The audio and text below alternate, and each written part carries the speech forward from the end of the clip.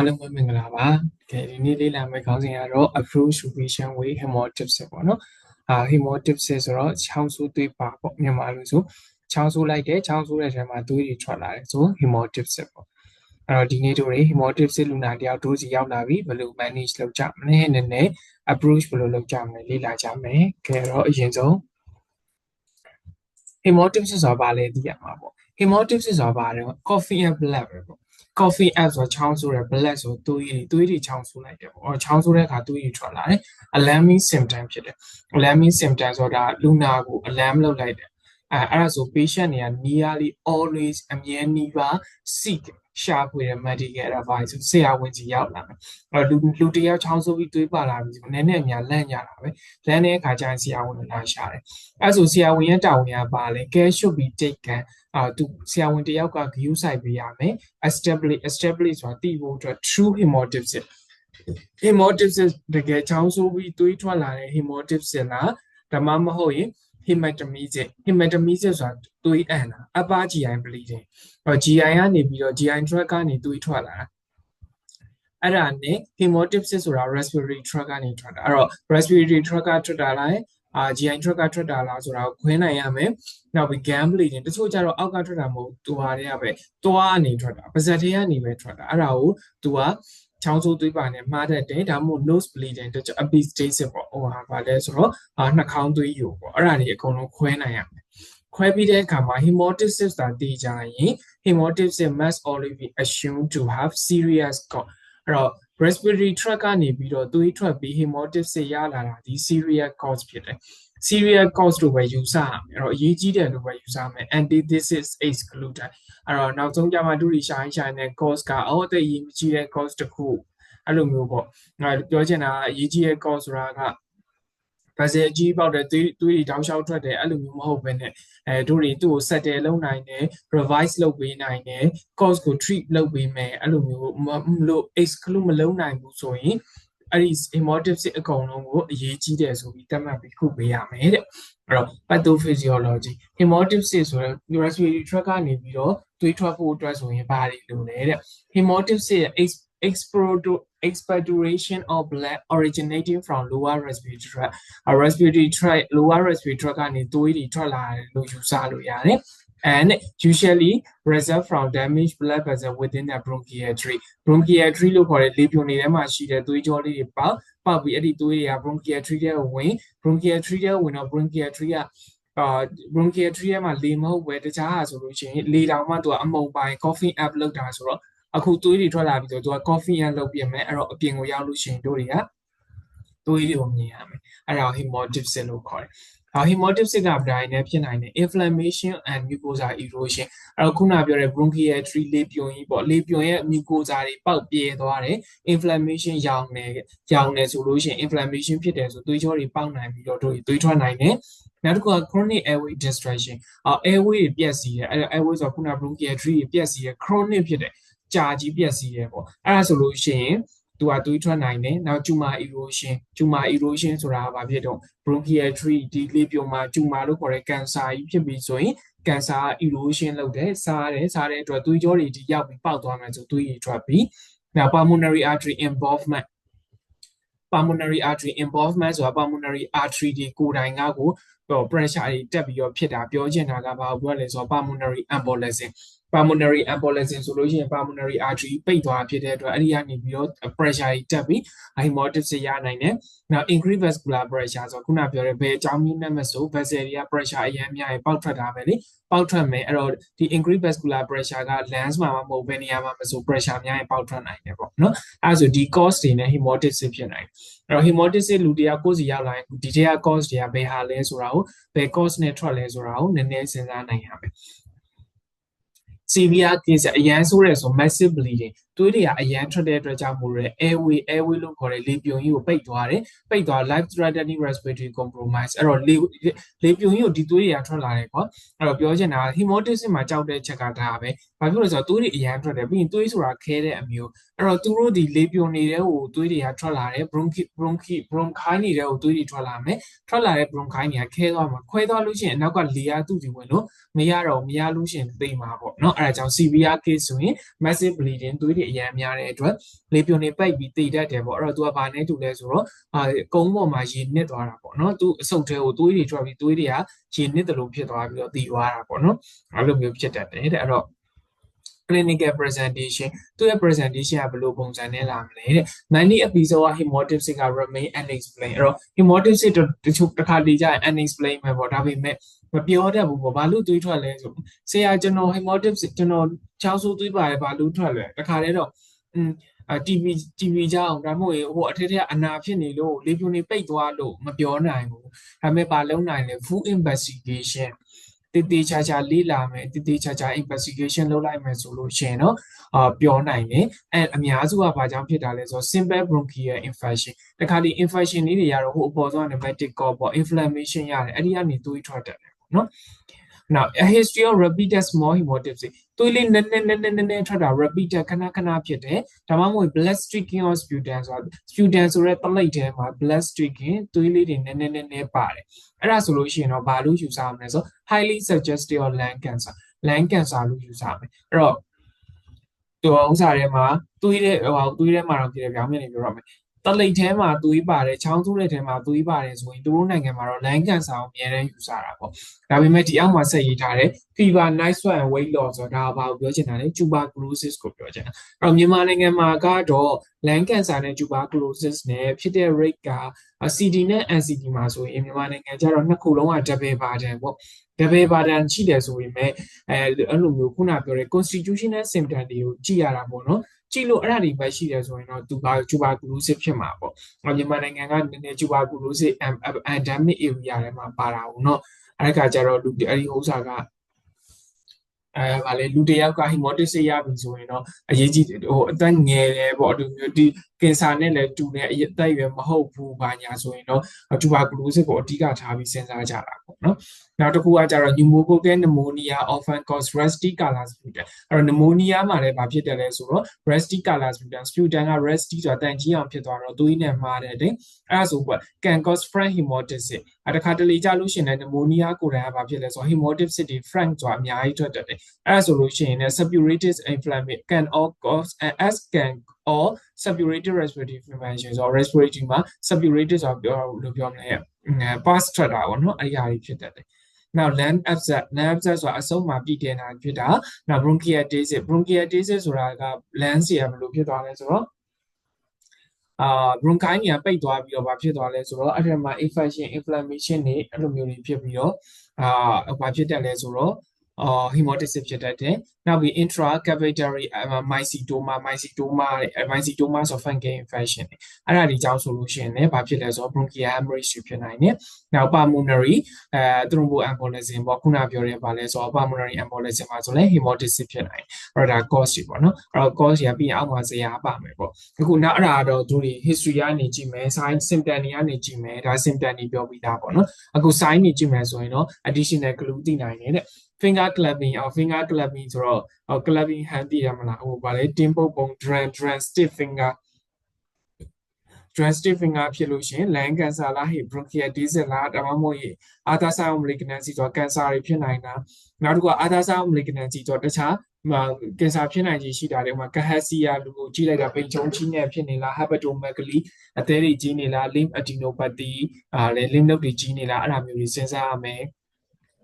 fever pleural rat ဆို fever အဖျားတက်မယ် pleural rat ဆိုတာရှေ့တစ်ခေါက်ကပါပြော pleural effusion မှာပြောပြီးသားเนาะအဲ့ pleural rat တွေကြားတယ်ဆိုလို့ရှိရင်ဒါ pneumonia ဖြစ်နိုင်တယ် pulmonary infarction ဖြစ်နိုင်တယ် minority of patient pulmonary infarction မှာဆိုလို့ရှိရင်လည်း unilateral left swelling of vein suggested deep vein thrombosis deep vein thrombosis ဆိုပါလဲဆို pulmonary embolism ကြောင့်မလို့ pulmonary infarct ရသွားတာဒါကြောင့်ဒါတွေလားအဲ့ဒါတွေစဉ်းစားရမယ်နောက်ပြီး ratchet ဆိုခန္ဓာကိုယ်မှာအနီကွက်တွေထွက်တယ် hematuria သွေးပါလဲသွေးတွေထွက်စီးထဲမှာသွေးပါတယ် digital infarct ဆိုတာဘာပြောလဲဆိုတော့လက်တွေကinfarct ဆိုသွေးကြောတွေပိတ်ပြီးပုတ်လာတယ်အဲ့လိုမျိုးတွေရှိတယ်ဆိုလို့ရှိရင် vasculitis လို့ခေါ်တဲ့သွေးကြောရောင်တဲ့ယောဂတွေဖြစ်နိုင်လားအဲ့ဒါမျိုးတွေအကုန်လုံးစဉ်းစားပြီးတော့တို့တွေက hemolysis ရဲ့ cause ကိုစဉ်းစားသိဖို့အတွက် physical examination လုပ်ရမယ်အဲ့ဒါဆိုဒါတွေနည်းနည်းကြည့်ရမယ်ဒါ causes of hemolysis ဆိုဘာတွေပါလဲ bronchial disease လား parenchymal disease လား lung vascular ကြောင့်လားအဲ့တော့ bronchial လို့ခေါ်တဲ့လေပြွန်တွေကြောင့်လား parenchymal လို့ခေါ်တဲ့ lungs အသားကြီးကြောင့်လား vascular တွေကြောင့်လားဒါမှမဟုတ်သူ့ကြောင့်မဟုတ်ဘဲနဲ့ respiratory ကြောင့်မဟုတ်ဘဲ cardiovascular တို့ blood disorder တို့မှာသွေးထွက်နိုင်တယ်သွေးထွက်နိုင်တယ်ဆို system တွေကဒါတွေကုန်စဉ်းစားရတာပေါ့အဲ့တော့ bronchial ဆိုဘာတွေဖြစ်နိုင်လဲမှာစတားပြထားတာဒီ common cause အဲ့ hemolytic ဆင်းတဲ့ line bronchitis cancer acute bronchitis ဖြစ်နိုင်တယ်တခါတလေကြောက်ရှင် bronchial edema တို့ foreign body ဆိုတာ foreign body ကလေပြောတစ်ခုမှတော့ပိတ်ပြီးအဲ့ဒီမှာခုနပြောတဲ့ bronchial obstruction နဲ့ဘာဖြစ်သွားမလဲဆိုတော့pressure တွေတက်ပြီးတော့ vessel တွေပေါက်တယ်နောက် parenchymal disease ဆိုရင်တော့ tuberculosis ကအရင် common ဖြစ်တယ်နောက် suppurated pneumonia ဆိုလည်းဖြစ်တယ် parasite တွေဖြစ်တယ်နောက် lung abscess trauma atychomycosis mycetoma တွေဖြစ်တယ်lung vascular ဆို pulmonary infarct ဆိုတာဘာပြောလဲဆို pulmonary embolism ကိုပြောတာအတူတူပဲเนาะနောက် Goodpatcher ဆိုတာ vascular တွေရဲ့ vessel တွေရဲ့ basement membrane တွေထိတာအဲ့ဒီကနေ hemolytic ဆေးရတယ်သူဒီ renal မှာလည်းထိတယ်နောက် polyarthritis nodosa PAN နောက် idiopathic pulmonary hemolysis ဒါတွေအကုန်လုံးဒီလည်းသူထွက်နိုင်တယ် cardiovascular ဆိုတည်ပြီးတာ acute left ventricular failure ဆို acute heart failure မှာဆရာတင်ထားတယ် acute pulmonary edema မှာဘာဖြစ်လဲဆိုတော့ pink frothy sputum ဆိုပြီးထွက်တယ်အဲ့ဒါဒီလည်း kind of hemolytic စစ်ပဲပေါ့နော်နောက်ပြီးတော့ဗာလဲဆို acute aneurysm နဲ့ mitral stenosis တွေမှာဖြစ်တတ်တယ်နောက်ပြီးတော့ blood disorder ဆိုသူရတော့ blood disorder ဆိုရင်တော့ lungs မှာမဟုတ်တကူလုံးမှာထွက်နိုင်တယ် leukemia hemophilia anticoagulant တွေဖြစ်နိုင်တယ်အဲ့ဒါ causes of hemolytic ကြက်လိုက်ရမယ်တင်တယ်လွယ်လွယ်လေးပဲเนาะ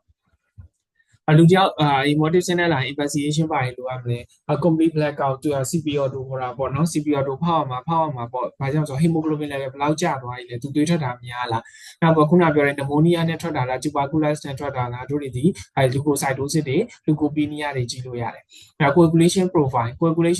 ဆိုလို့ရှိရင်လည်းခုနပြောတယ်ဒီမှာ cause မှာ blood disorder တွေကိုဖယ်ဖို့အတွက် coagulation profile PTINR တွေဆေးရမယ် APTT ဆေးရမယ်နော်နောက်က blood grouping and cross matching လိုတာပေါ့ဒီမှာလူနာသွေးထွက်နေပြီလေအကယ်၍တော့ hemoglobin ဆက်လိုက်လို့အရင်နေတယ်လူနာလည်း threatening ဖြစ်တယ်ဖြူဖြော့ပြီးတော့နှုံးခွေကြီးတဲ့ယုံပရိတိဖြစ်နေပြီဆိုလို့ရှိရင်တော့တို့တွေဘာလုပ်ပါမလဲဆိုတော့သွင်းရပါမယ်နောက်ပြီးတော့ student examination ဆိုလို့ရှိရင်ဘာပြောရလဲဆိုတော့ microscopy အဲ့တော့သူ့မှာတလိပ်ထွက်လာထွက်တဲ့တလိပ်ကိုစစ်ရမယ်ဘာ address စစ်လဲ pneumatic က tuberculosis address စစ်ရမယ် acid vessel line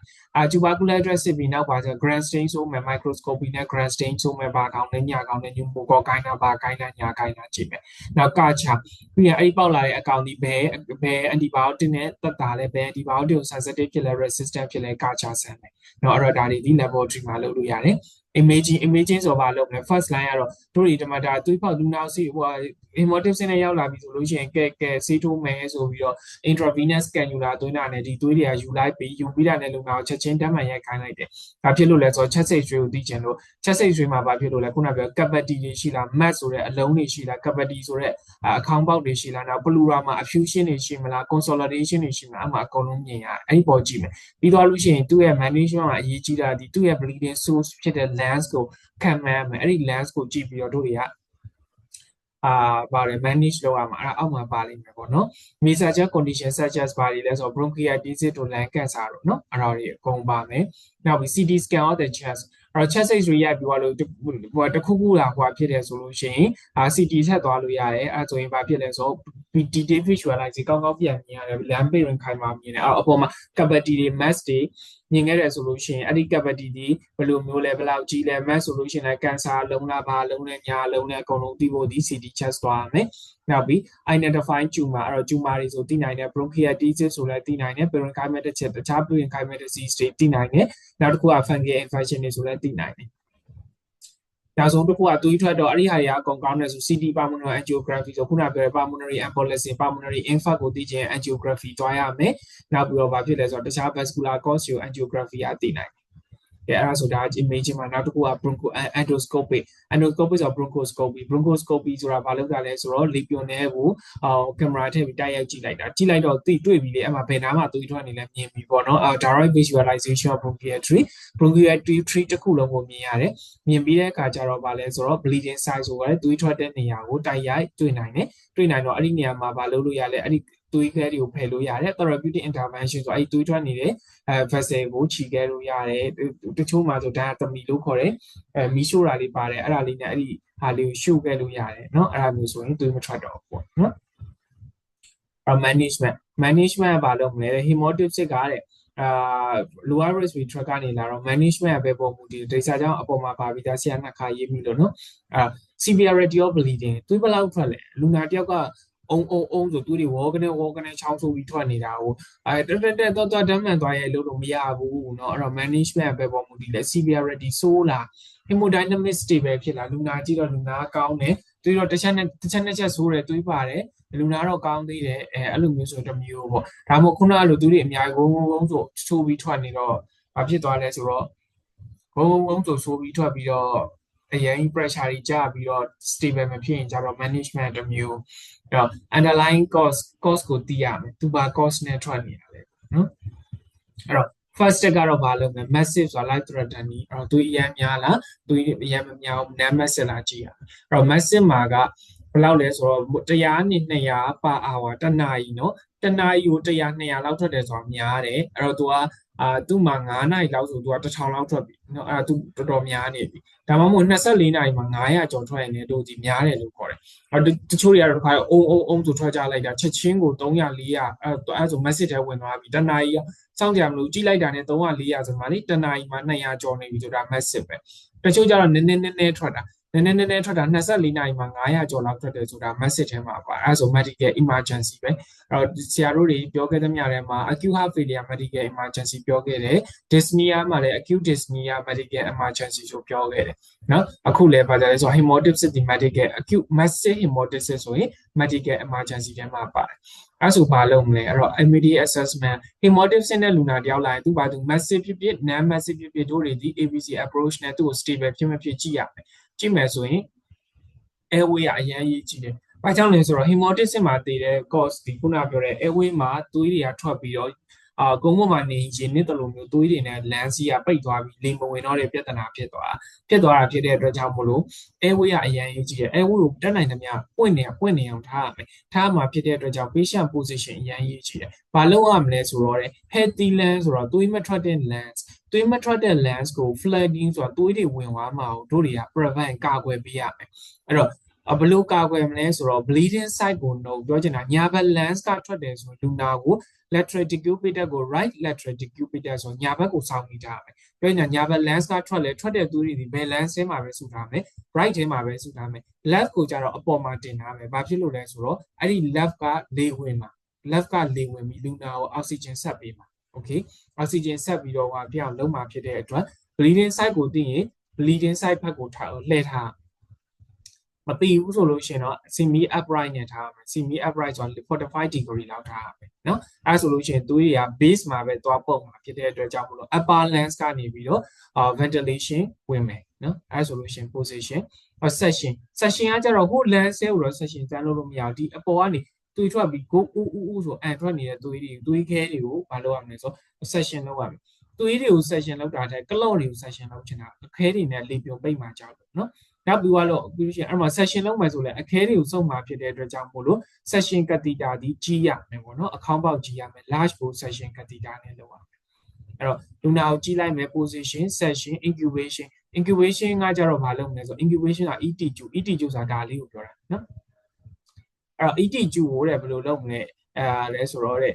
indicate လိုအပ်လို့ရှိရင်လည်းသူတည်လဲ ET2 တည်လဲ large bore ပဲထည့်ရမယ်ဆိုတော့ number 8ကျော်ထည့်ရမယ်။နောက် indication ကပဲအချိန်မှာထည့်ရမယ်။ ongoing heavy bleeding အရန်သွေးတွေထွက်တာများလုံးနဲ့သူ့ရဲ့လေပြုံတွေပိတ်တော့မယ်သူ့ကို mechanical ventilator ပြောမလဲ ventilator တို့ဘာလို့အဲ့လိုမျိုးတွေနဲ့သူ့ကိုတင်ရတော့မယ်ဆိုလို့ရှိရင်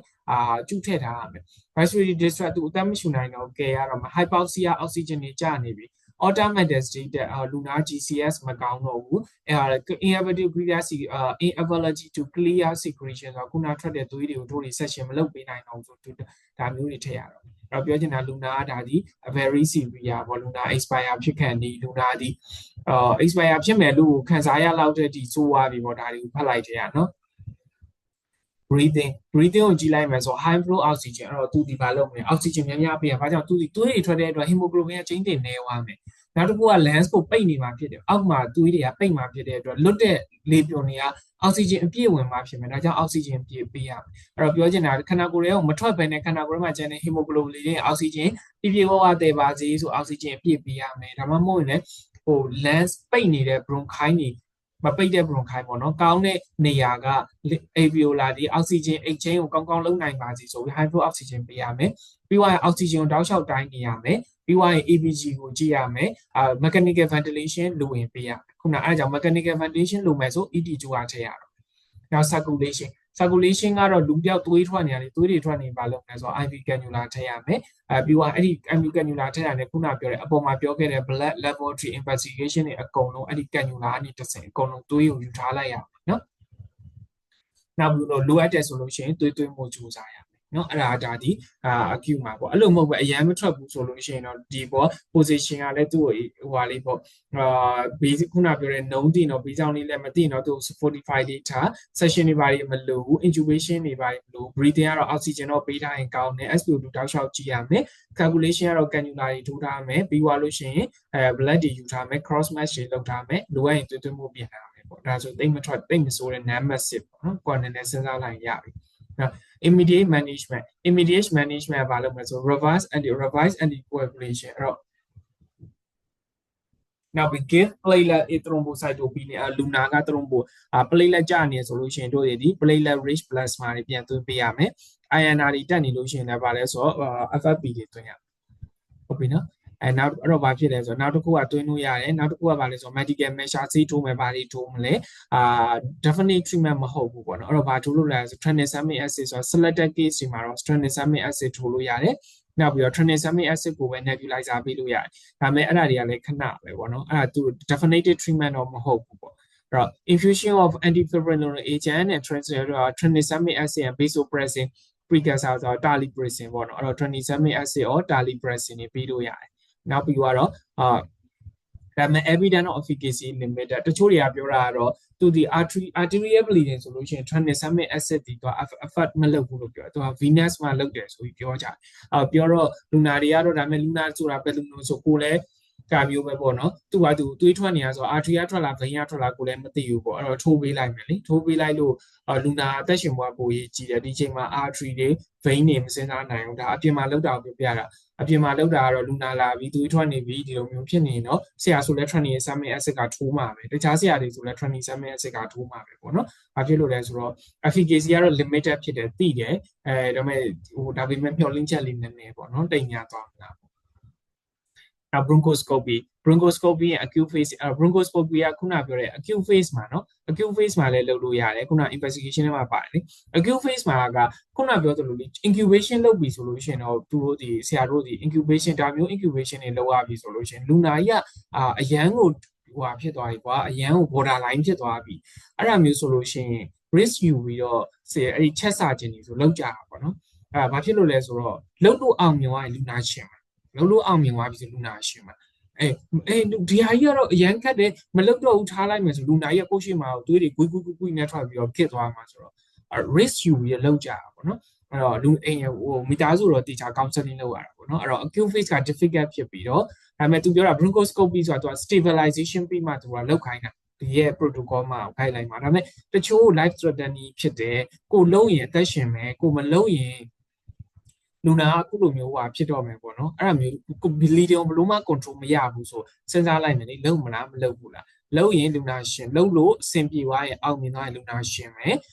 မလုံးခွဲနဲ့ဒီတိုင်းနေတော့လူနာကြီးသွားတော့ထိုင်ကြည့်ရမယ်ဆိုရင်တော့အဆင်မပြေတော့အဲ့ကြတော့စာချင်းတော်တော်များများတော့ဒူးော်တိုင်းလောက်ကြတာပေါ့နော်အဲ့တော့အဲ့ဒါကြောင့်မလို့ very difficult ဟုတ်တယ်လေသွေးတွေအရန်ထွက်တယ်ပြီးအဲ့ဒီ blood clot တွေ session လုပ်ပြကြတာနော်ဘလို့ရှိရင်အဲ့ဒါသူဘယ်နာကနေထွက်နေမှမသိသွေးတွေအရန်များတော့အကယ်၍တဲ့ radiology မှာ central cause ကိုဒါ cause ရှိတဲ့နေရာကိုဒါ radiologist မှာဒီချက်စိတ်ဆွေးတို့ဘာလို့ညာတော့ပြနိုင်တယ်ဆိုလို့ရှိရင်အဲ့နေရာကိုသွားမှာပေါ့အဲ့ဒါဆို bronchoscopy NRGA နဲ့သွားပြီးတော့အဲ့ဒီ bleeding ကိုရအောင်လုပ်ပြလို့ရတယ်တဲ့ဒါပေမဲ့ source often cannot visualize တခါတလေမမြင်နိုင်ဘူးပေါ့incubation with the divided endotracheal trachea ကျူမီ allow နဲ့ protect ventilation to the air ဒီမှာလေး ET ကျူမှာ divided ကျူရှိရ divided ကျူရှိရင်တော့ဘာဖြစ်လဲဆိုတော့ကောင်းတဲ့ lens ကိုသွေးမဝင်အောင်ထိန်းပေးလို့ရတယ်ပေါ့နော်နောက်ပြီးတော့ bronchial arteriography and embolization emergency surgery ဒါတွေအကုန်လုံးကခုနလေး acute situation မှာ life saving ဖြစ်တယ်ဆိုတော့ခုနပြောတဲ့ခုနလေး bronchial arteriography or embolization ခုနပြောတဲ့ bronchoscopy ဆိုတာဒီဘက်လေပြုံဘက်ကဝင်တာပေါ့လေပြုံဘက်ကဝင်ပြီးတော့ bleeding source ကိုတွားပြီးတော့ bleeding source ကို bleeding ရအောင်လုပ်တာ ဒါမှမဟုတ်လို့ရှိရင်လည်းတစ်ခါတလေကြာရင် artery ဘက်ကနေဝင်တာပေါ့နော် arteriography artery ဘက်ကနေဝင်ပြီးတော့ bronchial arteries ဘယ်လိုလဲဆိုတော့ bronchial artery တွေကိုဝင် pulmonary circulation တွေကိုဝင်ပြီးတော့အမှဒိုင်းထိုးပြီးဘယ်နားမှာပြဿနာရှိလောက်လဲရှိတဲ့နေရာနားမှာတို့တွေက embolization ဆိုတာအဲ့သွေးကြောပိတ်လိုက်တာပေါ့ပိတ်လိုက်ရင်လူနာအတွက်အသက်ရှင်နိုင်ခြေရှိတယ်နောက်ပြီးတော့ emergency surgery ဆိုတာတစ်ခါတလေကြာရင်ဆရာတို့တွေက surgery အောက်မှာပြန်ပါအောင်မယ်ဘာ surgery လုပ်တယ်လဲဆိုတော့နော်life situation အဲ့တော့ဒီacute hemoptysis မှာ management လုပ်တာကတော့protocol ဆိုတာတည်းသူတို့ဘယ်လိုပြောမလဲ handle လုပ်တဲ့ဆရာဝန်ရဲ့ management ကလည်းအရေးကြီးတာပေါ့နော်သူရဲ့ဆုံးဖြတ်ချက်တွေအရေးကြီးတယ် massive hemoptysis တာဆိုရင်နော်after stabilization ဆိုရင်တော့stabilization တော့လူနာကြီးအခုသွေးလည်းမထွက်တော့ဘူးတို့တွေ control လုပ်လိုက်နိုင်တာသွေးမထွက်တော့လူနာကောင်းသွားတယ်ဆိုရင်တော့ပြီးသွားလားမပြီးသွားဘူးเนาะcause ကိုကူရမယ် cause ကိုကူမှာဆိုဥပမာပြ pneumonia လားဘာလားညာလားအဲ့ဒါဆို antibiotic တို့TB ကြောင့်ဆို anti tuberculosis ဆို anti TB ပေး bronchiectasis ဆိုလို့ရှိရင်လည်း bronchiectasis ကိုကူဒါမှမဟုတ် tumor ကြောင့်လို့ခေါ်တဲ့ cancer ကြောင့်ဆိုလို့ရှိရင်လည်း malignancy ကိုသွား malignancy ဆိုတော့ဗာလဲ oncology ဌာနကင်ဆာကုသဌာနကိုသွားပြီးတော့အဲ့ဒီမှာchemo သွင်းမလား radiation ပြတ်မလားတခုခုလုပ်bronchoscopy ရတယ်ဘာတွေသုံးလို့ရလဲတဲ့ suction clot လုပ်လို့ရ bleeding site ကို control လုပ်လို့ရတယ်ပြီးသွားဒီမှာလေခုန local adrenaline တို့ cold saline application တွေနဲ့ bleeding control ရအောင်လုပ်လို့ရတယ်တဲ့အဲ့တော့ definitive management တော့ထွက်တာအများဆို bronchial artery ကနေထွက်တယ်တဲ့အဲ့ဒါကြောင့်အဲ့ဒါကိုဘာလုပ်မလဲဆို bronchial artery embolization bronchial artery ကိုတို့တွေ embolization ပိတ်ပလိုက်နော်အဲ့ဆို definitive treatment ပဲခုနပြောတဲ့ဆရာပြောတဲ့ bleeding ထွက်ရင် bronchoscopy ဆိုတဲ့ bronchus ဘက်ကနေထွက်ပြီးတော့ bleeding ဆိုဖြစ်နေတဲ့နေရာကိုတို့တွေခုနပိတ်မလားဒါမှမဟုတ်ဒီဘက် artery ဘက်ကဝင်ပြီးတော့ bronchial artery embolization လုပ်မလားအဲ့တော့သူတို့ဒီမှာတော့ bronchoscopy သူတို့တွေက emergency ဌာနမှာလုပ်ပေးနိုင်ကြတယ်ပြီးသွားလို့ရှိရင် bronchoscopy ပြီးနောက်မှာ CT ဌာနရှိတယ် CT မှာတခါလေး CT angio နဲ့လုပ်ပြီးသူတို့တွေဒီ bronchial artery embolization ကိုဒီမှာခုနပြောလေbronchial artery angiography and embolization or emergency surgery ကသူတို့နိုင်ငံတွေမှာတော့လုပ်နိုင်တယ်ပေါ့နော်နောက်တော့ surgery ကဘာ surgery လဲတဲ့ဆို face embolization မှာလေ bronchial artery embolization လုပ်လိုက်လို့သွေးတိတ်သွားတယ်ဆို surgery လို့တော့ဘူးလေဒါမှမဟုတ်အဲ့ဒါမှာ embolization လုပ်လို့သွေးကမတိတ်နေဘူးဆို surgery လို့တယ်နောက်ပြီး resective ကော resective ဆိုဖြတ်ထုတ်လို့ရတဲ့ဟာတွေ surgery ဆိုဘာတွေလုပ်လဲနံပါတ်1က lobotomy ပေါ့ဥပမာအားဖြင့် lobotomy ဆိုတာလုပ်ပြီးသိရမလား right leg မှာဘယ်နဲ့လုပ် left leg မှာဘယ်နဲ့လုပ်အဲ့ဒီ left တွေကိုပြန်ပြီး segment တွေခေါ်တယ်လေ anatomy မှာသင်ထားတယ်အဲ့တော့အဲ့ဒီ segment တွေအဲ့ဒီ left တွေကိုဖြတ်ပစ်တယ်အဲ့တော့ lobotomy ဒါမှမဟုတ်လို့ရှိရင် segmentomy အဲ့ဒါမှမရအောင်ဆိုတော့ lens တစ်ခုလုံးဖြတ်မှာပေါ့ right lens ကိုဖြတ်ပစ်မှာ left lens ကိုဖြတ်ပစ်မှာအဲ့ဒါဆိုရင် pneumotomy ပေါ့အဲ့တော့3ခုရှိတာပေါ့နော်အဲ့ဒါတွေကြည့်ပြီး bleeding control လုပ်လို့ရတယ်ဒါတော့ hemoptysis အတွက်ပေါ့အဓိကအဲ့ဒါတွေလုံးမလားမလုံးမလားဆိုတော့ cause ပေါ်မူတည်ပြီးစဉ်းစားတာပေါ့နော်ဥပမာပြ resective pulmonary cancer ကနေ tumor erosion ရပြီးတော့သွေးထွက်နေတာဆိုရင်တော့တို့တွေဒီ pulmonary artery bronchial artery embolization လုပ်မလားအဲ့ဒီ tumor ကြီးက resective ပဲဖြစ်တယ်နော် grade မဆိုးသေးဘူးသွေးတာထွက်နေတာအဲ့ဒါမျိုးဆိုလို့ရှိရင်အဲ့ဒီ tumor ကြီးကပါအောင် reset ပဲလုပ်ပလိုက်မှာဒါမျိုးတွေပေါ့management တော့သူတို့ expert တွေပေါ့နော် expert opinion နဲ့ management ရေးကြည့်တယ်အဲ့တော့ဒါက bronchoscopy လုပ်နေတာဒီကနေပြီးတော့ဒီလိုမျိုးလေးသွားရတယ်သွားပြီးတော့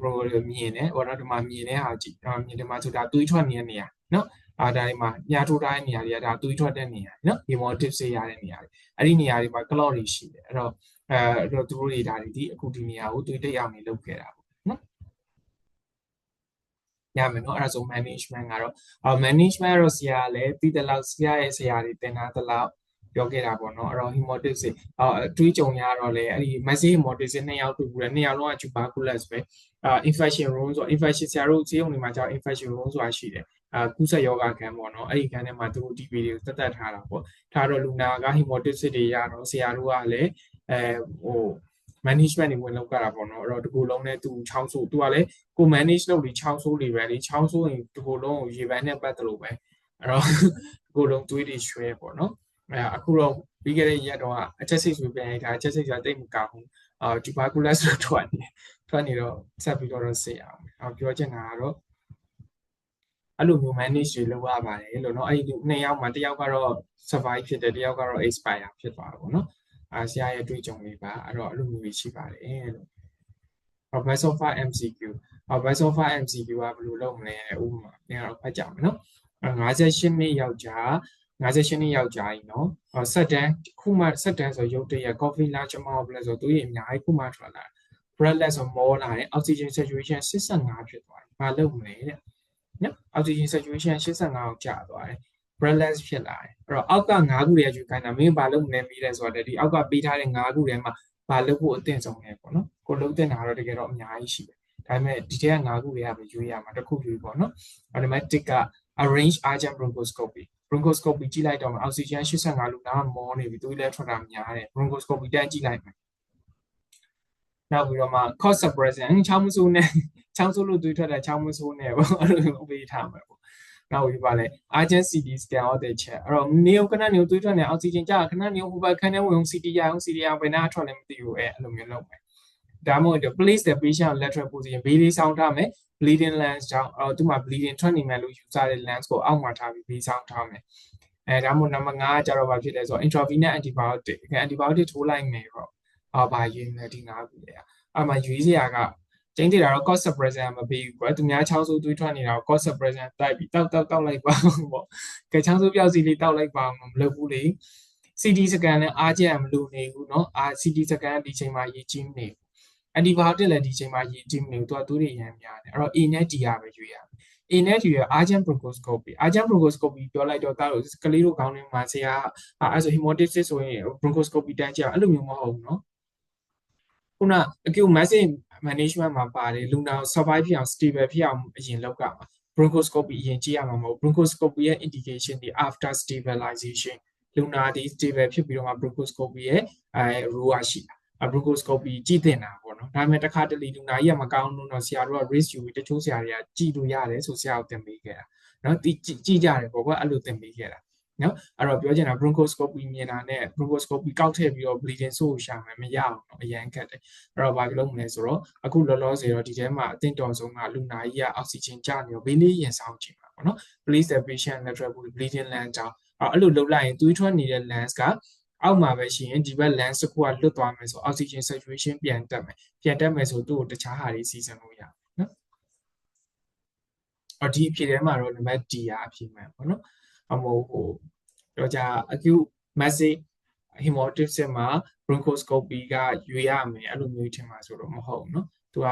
stabilization ပြီးတော့မှ bronchoscopy ဆိုပြီးတော့ပြောထားကြတယ်နော်အဲ့တစ်ချက်လွတ်သွားမှာကြောက်လို့35နှစ်ယောက်ကြာချောင်းဆိုးတာ3လလူဖြားတယ် night sweat ရှိရ weight loss ရှိတယ်နော်အဲ့တော့ 2S sputum ထဲမှာလည်းသွေးပါတယ် chest examination ကအပားဆုံးမှာ crackle ရှိကြတယ်အဲ့ဆိုတော့ဘယ် cause နဲ့ hemolysis ဖြစ်တာလဲပြောခဲ့တဲ့အပေါ်ကပြောခဲ့တဲ့ cause တွေကနေဒီထဲကနေကြွေးရမယ် pulmonary hypertension pulmonary infarct embolism alveolar pulmonary edema ကြောင့် alveolar capillary ပေါက်တာ chronic airway inflammation ကြောင့် bronchial artery တွေပေါက်သွားတာဒါမှမဟုတ် upper airway ကို trauma ဖြစ်သွားလို့ injury ရသွားလို့ဘာဖြစ်မလဲလူနာပြန်ကြည့်လိုက်တော့ low grade fever night sweat weight loss or TB ပဲပေါ့နော်သူက upper zone ဆိုပိုသေးကြွား TB ပဲ TB ရဲ့ cause ဒီ pulmonary hypertension နဲ့မဖြစ်ဘူး embolism ဆိုလည်းမဟုတ်ဘူး pulmonary edema လည်းမဟုတ်ဘူး upper airway trauma လည်းမဟုတ်ဆိုတော့ TB ပဲပေါ့နော်TB မှာ chronic airway inflammation ကြောင့် artery တွေပေါက်ပြီးတော့သွေးထွက်တာအဲဒါကြောင့်မို့နံပါတ် D နောက်နံပါတ်3 62နှစ်တဲ့ chronic smoker ကတဲ့ hemolysis recurrence ဆိုခဏခဏရ small ဆိုနည်းနည်းဥပမာမနက်ခင်းလေးပေါ့သူနည်းနည်းသွေးထွက်နေတယ် chest X-ray က perihilar region မှာ no use ရှိတယ်နော် chest X-ray ရိုက်လိုက်တော့ perihilar region မှာအလုံးတစ်လုံးတွေ့တယ်အဲ့တော့ဘာဆက်လုပ်မလဲ most appropriate investigation နောက်ထပ် investigation ဘာထပ်လုပ်မလဲအဲ့တော့ chest X-ray မှာအလုံးတွေ့တယ် CT ထပ်ရိုက်လိုက်မယ်echo တောင်းမယ်တဲ့ဒါမှမဟုတ် observation ဘာမှမလုပ်စောင့်ကြည့်မယ်နောက်6လောက်လည်းမှပြန်ရိုက်ပေါ့အဲ့လိုမျိုး observation လုပ်မယ် pulmonary function တဲ့ဘာဖြစ်တော့လူနာဗာလဲအဆုတ်ကကောင်းသေးလားမကောင်းသေးလား function လုပ်ကြည့်မယ်ဒါမှမဟုတ်လို့ရှိရင်လည်းအခုကဒီမှာချောင်းဆိုးလဲ hemolysis ဖြစ်တဲ့အတွက်ကြောင့် sputum cytology ပို့ကြည့်လိုက်မယ်ပေါ့နော်အဲ့တော့ဘာလုပ်မလဲဆိုတော့ဒီမှာရွေးစရာဒီမှာသူပေးထားတဲ့ထဲမှာနှလုံးနဲ့ပတ်သက်တာတခုမှမပါတော့ echo ကဖြုတ် observation only မဖြစ်နိုင်အောင်ဖြုတ် pulmonary function တက်မဖြစ်နိုင်အောင်ဖြုတ်ဆိုတော့နံပါတ် A နဲ့ E ပေါ့sputum cytology လုပ်မလား CT scan လုပ်မလားပေါ့နော်အဲ့တော့ဘာဖြစ်လဲဆိုတော့သူပြောတာ hemolysis ပဲလို့ပြောတာ sputum လို့မပြောဘူးနော် hemolysis ဆိုတာချောင်းဆိုးပြီးသွေးထွက်တာတလိပ်ထဲမှာသွေးပါတာမဟုတ်မြန်မာစကားကနော်ချောင်းဆိုးသွေးပါ တလိပ်ထဲသွေးပါမဟုတ်ဘူးသူကချောင်းဆိုးပြီးသွေးပါတာဖြစ်တဲ့အတွက် sputum cytology စစ်မှန်တဲ့ဆိုင် CT scan မရလိုက်တာသူ့အတွက်ပိုကောင်းတယ်နော်အဲဒါကြောင့်မလို့သူကဘာဖြစ်မလဲဆိုတော့62နှစ်ဆိုတော့အသက်လည်းကြီးနေပြီဆိုတော့ CT ရိုက်တဲ့ CT ရိုက်လိုက်ရင်cause ကပါလဲ tumor လား bronchitis လားခုနပြောထားလေ fungal infection တွေလားဒါတွေအကုန်လုံးကိုမြင်နိုင်တယ်ဆိုတော့ CT scan မရမယ် A ပေါ့နော်နံပါတ်1က D နံပါတ်2က D နံပါတ်3က A ဖြစ်သွားမယ်ဖြစ်ရနော်အဲဆိုရင်စင်နားလည်မယ်လို့ထင်ပါတယ်နားလည်မယ်လို့ထင်ပါတယ်အဲ့ဒီတော့အားလုံးပဲအကောင်းဆုံးဖြစ်ပါစေနားမလည်ရတခုခုရှိရင်ဆရာတို့လာမေးလို့ရပါတယ်เนาะအဲ့တော့အားလုံးပဲမင်္ဂလာညချမ်းပါတက်တာ